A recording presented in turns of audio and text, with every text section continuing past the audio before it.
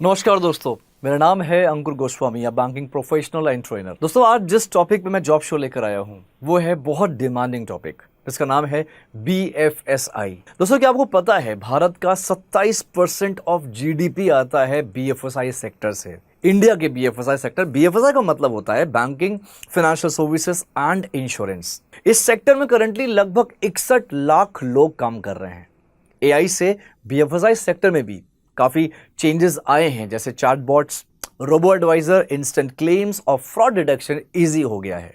लेकिन social skills, empathy और trust building जैसे ह्यूमन एलिमेंट्स मशीन से रिप्लेस नहीं हो सकते। इसलिए फ्यूचर में BFSI यानी कि बैंकिंग, फाइनेंस और इंश्योरेंस में आपके सोशल स्किल्स और एक्सपीरियंस बहुत ज्यादा मैटर करेंगे। दोस्तों, मुझे पता है इस प्लेटफॉर्म के जरिए बहुत सारे लोग हैं जो आज बैंकिंग की तैयारी कर रहे हैं, सरकारी बैंक, जो कि अगेन BFSI का ही हिस्सा है। और अगर हम इस सेक्टर की फाइनेंशियल ईयर 2024 की बात करें तो प्राइवेट सेक्टर BFSI कंपनीज यानी कि बैंक, NBFCs, इंश्योरेंस ने अपनी टोटल वर्कफोर्स में 20% ग्रोथ दिखाई है, जिससे उनका हेड काउंट 1.05 मिलियन से 1.26 मिलियन तक पहुंच गया है। 2,20,000 से भी ज्यादा न्यू जॉब्स ऐड हुए हैं। दोस्तों, आज के इस वीडियो में हम समझेंगे कि BFSI क्या है, क्यों इंपॉर्टेंट है, कैसे काम करता है, इंडिया की इकोनॉमी में इसका कंट्रीब्यूशन कितना है और इसके अंदर कौन से सेगमेंट्स आते हैं। साथ ही बात करेंगे कि जॉब सैलरी और स्किल्स कैसे इवॉल्व हो रहे हैं। BFSI का फुल फॉर्म मैंने ऑलरेडी बताया है, banking, financial services and insurance. ये एक अम्ब्रेला टर्म है जो banks, non banking financial companies, mutual funds, fintech firms, stock broking, wealth management और इंश्योरेंस कंपनीज को इंक्लूड करता है। अगर कोई इंस्टीट्यूशन पैसा मैनेज, इन्वेस्ट, लेंड यानी कि उधार, इंश्योर या फाइनेंशियल प्लानिंग के लिए काम करता है तो वो BFSI सेक्टर का पार्ट होता है। और इसके अंदर 3 बड़े पिलर्स आते हैं। पहला है बैंकिंग, जिसमें पब्लिक और प्राइवेट यानी कि सरकारी और प्राइवेट बैंक्स, कॉर्पोरेटिव बैंक्स और छोटे फाइनेंस बैंक्स जैसे यानी कि स्मॉल फाइनेंस बैंक जिसे बोला जाता है, सब शामिल होते हैं।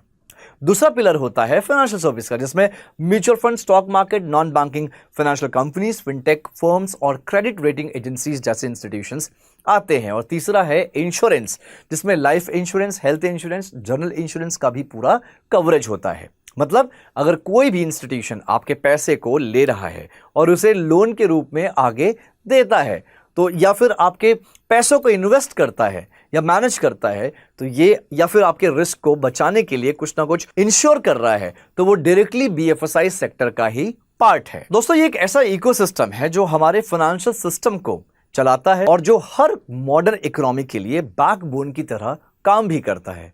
इंश्योरेंस एक सेफ्टी नेट प्रोवाइड करता है। चाहे एक्सीडेंट हो, डेथ हो, हेल्थ इमरजेंसी या बिजनेस लॉस, इंश्योरेंस आपको उस रिस्क से बचा लेता है। और फाइनेंशियल सर्विसेज जैसे म्यूचुअल फंड्स, शेयर्स, बॉन्ड्स या फिनटेक प्लेटफॉर्म्स आपके सेविंग्स को सिर्फ आइडल पड़े रहने नहीं देते, बल्कि उन्हें ग्रो करते हैं और उन्हें प्रोडक्टिव इन्वेस्टमेंट्स में भी बदलते हैं। इसलिए कहा जाता है कि BFSI के बिना कोई भी इकोनॉमी लंबी रेस में सस्टेन नहीं कर सकती है। दोस्तों, अब सवाल यह उठता है कि आखिर BFSI सेक्टर के फायदे क्या हैं। सबसे पहला और सबसे बड़ा फायदा है फाइनेंशियल इंक्लूजन। फाइनेंशियल इंक्लूजन का मतलब होता है जो गांव और रिमोट एरिया होते हैं वहां तक बैंकिंग की सारी सुविधाएं, सारी सर्विसेज पहुंचाना। आज से कुछ साल पहले तक गांव-गांव के आम इंसान के लिए बैंक अकाउंट एक सपना होता था, लेकिन जन धन योजना, मोबाइल बैंकिंग और UPI जैसे इनोवेशंस ने इस सपने को रियलिटी में बदल दिया। आज एक छोटा किराना दुकान वाला भी QR कोड, QR का फुल फॉर्म होता है क्विक रिस्पॉन्स, QR कोड के जरिए पेमेंट ले रहा है। दूसरा बड़ा फायदा है एम्प्लॉयमेंट जनरेशन। BFSI सेक्टर के एक्सपेंशन ने लाखों नौकरियां क्रिएट की है और आने वाले कुछ सालों में ये नंबर और तेज गति से बढ़ने वाला है, खासकर टियर 2 और टियर 3 सिटीज में, जहां पहले जॉब अपॉर्चुनिटी लिमिटेड थी। अब बैंकिंग और फिनटेक की वजह से नए ऑप्शन खुल रहे हैं। दोस्तों, मैं ये भी बताना चाहूँगा कि हमारे बहुत सारे ऐसे स्टूडेंट्स हैं जो कॉर्पोरेट्स में जॉब करना चाहते थे, MNCs, BPOs में जॉब करना चाहते थे। उसके लिए वो उन्हें अपने शहर छोड़ के बड़े शहरों में, मेट्रो सिटीज़ में ट्रांसफ़र लेना पड़ता था या फिर शिफ्ट होना पड़ता था। लेकिन बैंक्स और फाइनेंस कंपनी ये अपॉर्चुनिटी देती है कि उनके, आप जिस भी शहर में रहते हैं वहाँ पे कहीं ना कहीं उनके ब्रांचेस ओपन होते हैं और उसमें ओपनिंग भी आती है। तो हमारे कई सारे बच्चे वहाँ पे जॉब भी कर रहे हैं। तीसरा फ़ायदा ये है कैपिटल फॉर्मेशन। जो पैसा आम लोग अपनी सेविंग्स के रूप में बैंक में रख देते हैं, BFSI उसी को लोन और इन्वेस्टमेंट के थ्रू प्रोडक्टिव सेक्टर्स तक पहुंचाता है। यानी घर के लॉकर में पड़ा पैसा इकोनॉमी को ग्रो नहीं करता, लेकिन जब वही पैसा बीएफएसआई के चैनल से सर्कुलेट होता है तो नए इंडस्ट्रीज खड़ी होती है, नए बिजनेस बनते हैं। फोर्थ एस्पेक्ट है कि रिस्क मैनेजमेंट। इंश्योरेंस की वजह से एक फैमिली को हेल्थ इमरजेंसी के समय फाइनेंशियल क्राइसिस का सामना नहीं करना पड़ता। एक बिजनेस को, एक कंपनी को अपने लॉस से बचाव मिलता है। यानी बीएफएसआई सिर्फ पैसा बनाने का नहीं बल्कि पैसा बचाने का भी काम करता है। और आज के जमाने में सबसे एक्साइटिंग पहलू है डिजिटल ट्रांसफॉर्मेशन। यूपीआई और फिनटेक प्लेटफॉर्म्स ने इंडिया को ग्लोबल लेवल पे एक लीडर बना दिया है। सोचिए, आज दुनिया के किसी भी डेवलप्ड नेशन से ज्यादा डिजिटल ट्रांजैक्शंस इंडिया में होते हैं। यानी बीएफएसआई एक ही वक्त पे ग्रोथ भी देता है, सिक्योरिटी भी देता है और एम्प्लॉयमेंट भी जनरेट करता है। ये एक ऐसा सेक्टर है जो इकोनॉमी के हर नर्व को टच करता है। इसी के साथ ये सेक्टर फॉरेन इन्वेस्टर्स का भी फेवरेट है। अब तक के रिकॉर्ड्स को देखें तो $100 बिलियन से ज्यादा एफडीआई यानी फॉरेन डायरेक्ट इन्वेस्टमेंट सिर्फ बीएफएसआई में आया है। यह इस बात का प्रूफ है कि दुनिया भर के इन्वेस्टर्स इंडिया के फाइनेंशियल इकोसिस्टम को एक स्ट्रांग और रिलायबल मार्केट के रूप में देखते हैं। और जब हम डिजिटल पेमेंट्स की तरफ आते हैं तो इंडिया की कहानी और भी ज्यादा इंस्पायरिंग लगती है। दोस्तों, आज हम दुनिया का सबसे बड़ा डिजिटल ट्रांजैक्शन मार्केट बन गए हैं। यूपीआई और फिनटेक की वजह से हमारे डेली ट्रांजैक्शंस काफी स्मूथ हो गए हैं और जो कन्वीनियंस हम लोग फील कर रहे हैं उसने इंडिया को एक ग्लोबल बेंचमार्क बना दिया है। और हाँ, एक और इंपॉर्टेंट चीज समझना जरूरी है दोस्तों, बीएफएसआई के अंदर सिर्फ प्राइवेट प्लेयर्स ही नहीं आते बल्कि सरकारी बैंक्स, मैंने पहले ही बताया, सरकारी बैंक्स यानी पब्लिक सेक्टर बैंक्स भी इसके इंटीग्रल पार्ट हैं। चाहे वो एसबीआई हो, पीएनबी हो या बैंक ऑफ बड़ौदा, ये सभी बैंक्स बीएफएसआई फ्रेमवर्क में आते हैं और आरबीआई के रेगुलेशंस के अंडर काम करते हैं। यानी बीएफएसआई एक मिक्स है जिसमें गवर्नमेंट इंस्टीट्यूशंस भी हैं, प्राइवेट इनोवेशंस भी हैं, दोनों मिलकर एक बैलेंस्ड फाइनेंशियल सिस्टम बनाते हैं। अब जरा डिटेल में समझते हैं कि बीएफएसआई के अंदर अलग अलग सेगमेंट्स कैसे काम करते हैं और उनके रोल्स क्या होते हैं। सबसे पहला पिलर है बैंकिंग। बैंकिंग के अंदर आते हैं पब्लिक सेक्टर बैंक्स, सरकारी बैंक, कोऑपरेटिव, ग्रामीण बैंक। इन बैंक के अंदर रोल काफी डाइवर्स होते हैं। बैंकिंग सेक्टर में लगभग 2.4 मिलियन लोग वर्क करते हैं। किसी को प्रोबेशनरी ऑफिसर या क्लर्क के रूप में रिक्रूट किया जाता है तो कहीं रिलेशनशिप मैनेजर या लोन ऑफिसर के रूप में, या रिस्क एनालिस्ट और इन्वेस्टमेंट बैंकर भी इसी बैंकिंग पिलर का इंपॉर्टेंट हिस्सा है। अगर आपको बैंकिंग में करियर बनाना है तो अकाउंटिंग का नॉलेज, फाइनेंस का समझ, कस्टमर सर्विस के स्किल्स और आरबीआई के रेगुलेशंस की क्लैरिटी बहुत ज्यादा जरूरी है। सैलरी की बात की जाए तो एंट्री लेवल पे अगर मैं एक प्राइवेट बैंक की बात करूं तो सैलरी उनकी 2 लाख से 3-3.5 लाख तक होती है।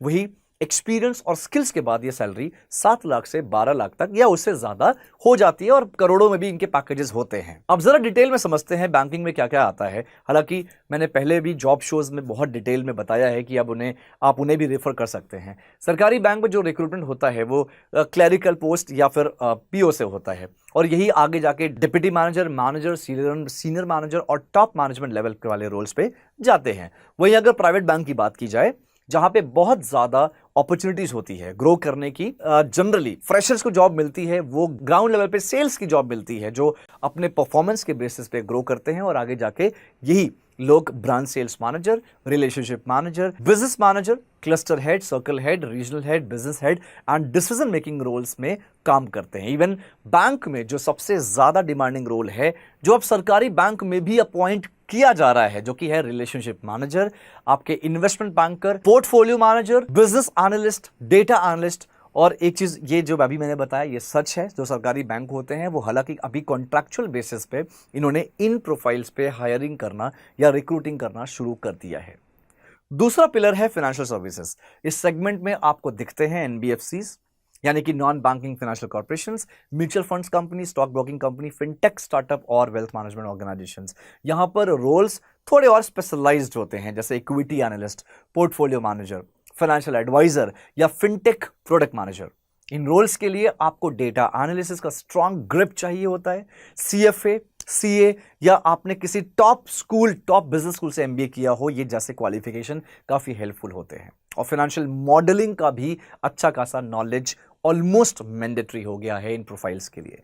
सैलरी रेंज भी इस सेगमेंट में अट्रैक्टिव होती है। शुरुआती के तौर पे आप 3 से 5 लाख का पैकेज आपको मिल सकता है। स्किल्स के साथ आपके जो पैकेजेस होते हैं, एक्सपीरियंस के साथ जो आपके पैकेजेस होते हैं, वो करोड़ों में जाते हैं। और तीसरा पिलर है दैट इज इंश्योरेंस। इसके अंदर आता है life insurance, health insurance, general insurance और री इंश्योरेंस तक।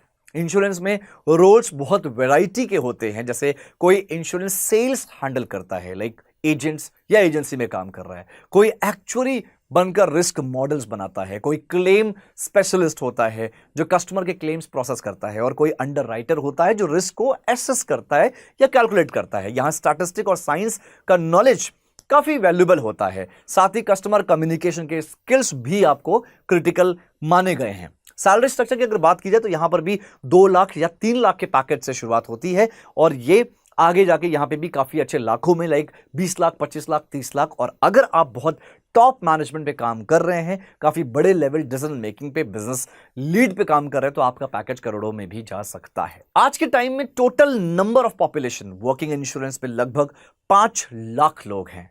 यानी दोस्तों बीएफएसआई एक ऐसा सेक्टर है जहां आपके लिए हर तरह का करियर पाथ अवेलेबल है, चाहे आपको कस्टमर फेसिंग जॉब पसंद हो या डेटा ड्रिवन एनालिसिस या फिर हाई एंड रिस्क मॉडलिंग।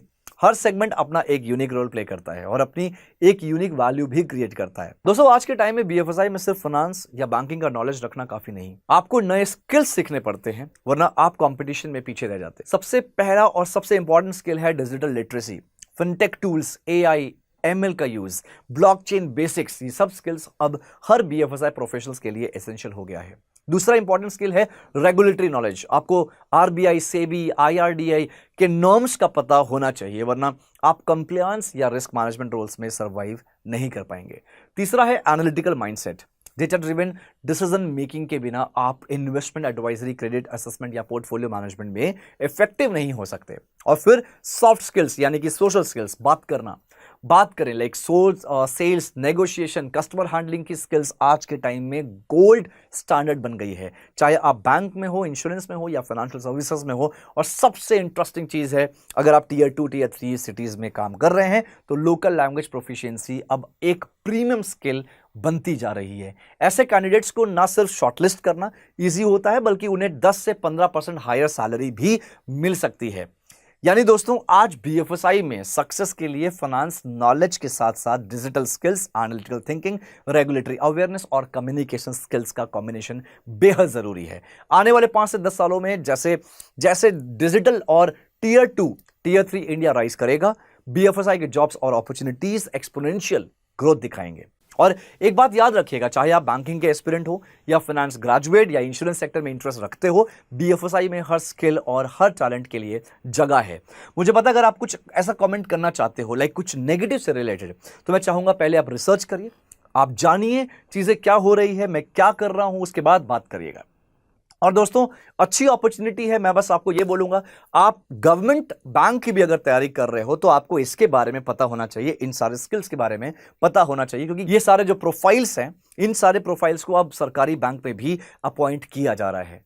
अब बात करते हैं, अगर आप अब जो मैं बताना जा रहा हूं ये उनके लिए है, अगर आप पूरी तरह से प्रिपेयर कर रहे हो, सरकारी नौकरी की तैयारी कर रहे हो, सरकारी नौकरी आपको पता है कि 1 साल 2 साल में निकल जाएगा, तो आप प्लीज अब ये वाला वीडियो आगे सुनने की या देखने की जरूरत नहीं है। लेकिन आप जॉब की प्रिपरेशन कर रहे हो, आपको कंफ्यूजन है, आपका एज हो रहा है, आप बहुत ज्यादा फाइनेंशियल प्रॉब्लम है, तो दोस्तों ये एंड तक जरूर देखना जो मैं बताने वाला हूं। अड्डा 24/7 हमेशा आपके लिए कुछ ना कुछ लाता है, बेहतरीन लाता है, कुछ ना कुछ बेहतर सोचता है आपके लिए। तो इसी तरह अड्डा की जो एक प्लेटफॉर्म है करियर 24/7, जो प्राइवेट सेक्टर को फोकस करता है। दोस्तों करियर 24/7 का अग्रीमेंट हुआ है, या आप कह सकते हो अड्डा का अग्रीमेंट हुआ है कोटक महिंद्रा बैंक के साथ। कोटक महिंद्रा बैंक में अपॉर्चुनिटी आई है, जॉब अपॉर्चुनिटी है असिस्टेंट मैनेजर प्रोफाइल के लिए, असिस्टेंट मैनेजर ग्रेड के लिए। काम रहेगा वर्चुअल रिलेशनशिप मैनेजर। अगर आप थाने लोकेशन के आसपास रहते हैं या थाने लोकेशन में शिफ्ट हो सकते हैं, तो आपको बैकएंड की एक नौकरी दी जा रही है, बैकएंड ऑपरेशंस की नौकरी दी जा रही है। मैं एक बार क्लियर कर देता हूं, ऑपरेशंस एग्जैक्टली नहीं है, ये कॉलिंग जॉब है। यहां पे वर्चुअल रिलेशनशिप मैनेजर का यहां पे काम रहेगा। वर्चुअली आपको कस्टमर से डील करना है, बस आपको फील्ड में या कहीं मार्केट में नहीं जाना। ये जॉब अपॉर्चुनिटी है, बेहतरीन अपॉर्चुनिटी। मैं जल्दी से आपको इसका एलिजिबिलिटी बता देता हूं। 21 से 25 साल की आपकी उम्र होनी चाहिए, 25 साल के अंदर अंदर आपकी उम्र होनी चाहिए। आपका ग्रेजुएशन कंप्लीट होना चाहिए किसी भी सेक्टर में, लाइक किसी भी स्पेशलाइजेशन में, BA, BSc, BCom, BTech, B pharma, कुछ भी करा हो, आप एलिजिबल हो। 50% लेकिन होना चाहिए, और आपको कम्युनिकेशन, बातचीत करना बेहद अच्छे से आना चाहिए, और थोड़ी बहुत इंग्लिश भी आना चाहिए, राइट? क्योंकि आपको यहां पे काम मिलेगा दोस्तों, आप जो काम करोगे, कस्टमर से डील करोगे, कस्टमर से आपको कनेक्ट करना है, उनको समझाना है, कस्टमर की जो भी प्रॉब्लम होगी उसका सोल्यूशन देना है, उनको सर्विस देना है, और उनको उनकी रिक्वायरमेंट के हिसाब से कोई ना कोई बैंकिंग का प्रोडक्ट एंड सर्विसेज पिच करना है। तो एक अच्छी अपॉर्चुनिटी है। सैलरी यहां पे जो होती है, शुरुआती सैलरी 26 साल के आसपास आपकी सैलरी होने वाली है, राइट? प्लस आपके इंसेंटिव्स भी होते हैं। याद रहे, अगर आप प्राइवेट बैंक पे या प्राइवेट कंपनी में ज्वाइन करते हो एज अ फ्रेशर, तो ऑन एन एवरेज जो सैलरी होती है 15,000 से 20-22,000 होती है। लेकिन अगर आप अड्डा के प्लेटफॉर्म से जा रहे हो, कोटक महिंद्रा बैंक में as a virtual relationship manager, तो आपकी सैलरी 26,000 के आसपास इन हैंड होगी। लेकिन सिटिंग क्या होगी? आपकी थाने लोकेशन। तो फिर से बोल रहा हूं, इस वाले प्रोग्राम की अगर मैं बात कर रहा हूं, इस पर ये पेड प्रोग्राम है बाय द वे, लेकिन जो भी आप पे करोगे वो 1 साल अगर आपने काम कर लिया तो 1 साल के बाद वो पैसा पूरा वापस हो जाएगा। दोस्तों, ज्यादा जानकारी के लिए आप नीचे फॉर्म दिया है, फॉर्म को भरिए। फॉर्म को भरने के बाद हमारी टीम कॉल करेगी, आपसे कनेक्ट करेगी, आपको सारी जानकारी दे देगी।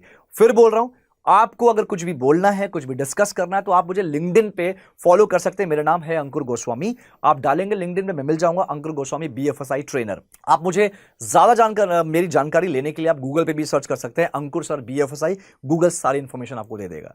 तो दोस्तों, जुड़िए इस चैनल से। मैंने ऑलरेडी 15 साल से ज्यादा काम किया है इस इंडस्ट्री में, बहुत कुछ सीखा है। एकदम ग्राउंड लेवल से एक सीनियर मैनेजमेंट लेवल तक मैं पहुंचा हूं। तो आज 15,000 से ज्यादा लोगों को ट्रेन कर चुका हूं इसी सेक्टर में। इसलिए मैं बीएफएसआई को अवेयरनेस चला रहा हूं, ताकि आपको सबको समझ में आए कि बीएफएसआई सेक्टर क्या है। बहुत सारे बच्चे कंफ्यूज होते हैं, पूछते हैं कि सर सरकारी बैंक ज्वाइन करें या बीएफएसआई में जाएं। तो दोस्तों, सरकारी बैंक भी बीएफएसआई का ही हिस्सा है। उम्मीद करता हूं कि आपको ये सेशन समझ में आया होगा, काफी सारी जानकारी मिली होगी। अगर आपको कोई टॉपिक आपके जहन में है तो आप जरूर बताइएगा, मैं उस टॉपिक पे द जॉब शो लेकर आऊंगा। मिलते हैं नेक्स्ट जॉब शो में संडे को। अपना ख्याल रखिए, अपने स्किल्स पे काम करते रहिए। मैं उम्मीद करूंगा ऊपर वाले से आपका जो भी सपना है वो पूरे हो जाए। Thank you so much, take care.